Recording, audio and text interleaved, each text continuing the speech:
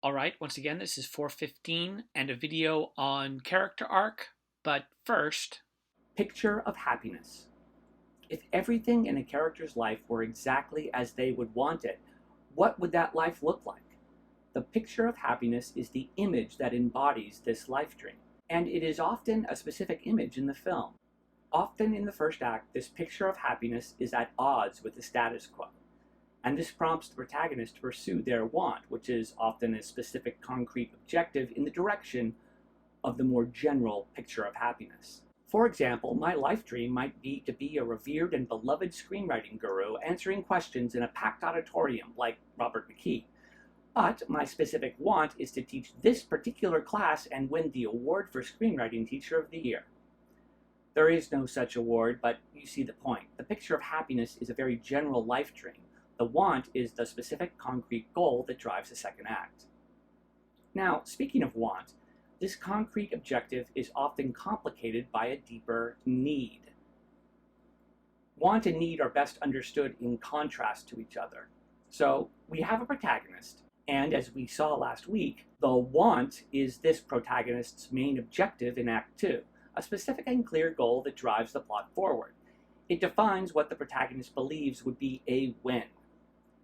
However, the need is an internal problem that a character needs to solve to be truly happy.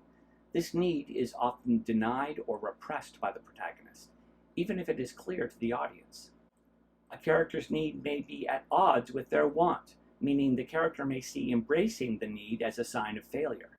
And that brings us to character arc. Usually characters change over the course of a story, but this transition doesn't happen all at once.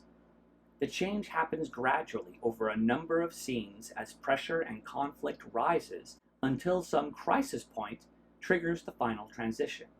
These scenes are the points on an arc, beginning with the character entrance and ending with their exit.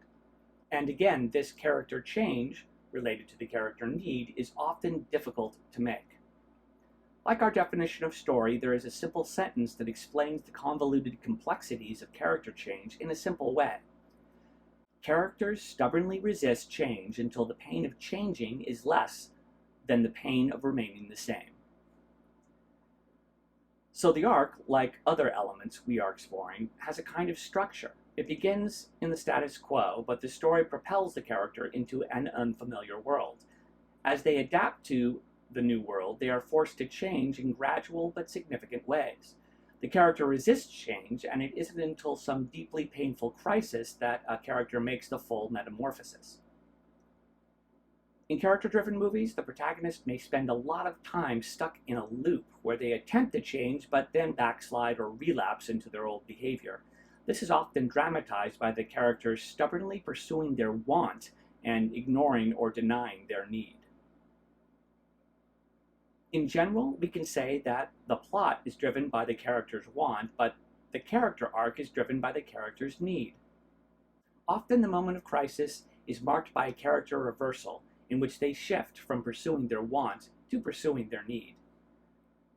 We saw this in North by Northwest when Thornhill, who just wanted to find Kaplan, clear his name, and go home, shifts to pursuing his need, embodied by Eve. His character arc is this shift from selfish, hard-drinking womanizer to self-sacrificing, sober, and romantically committed hero. Now, you may be skeptical that Thornhill's particular arc and need are simplistic male fantasies, but hang on to these definitions of want and need. They turn out to be useful in even the most complex and sophisticated films, and surprisingly versatile.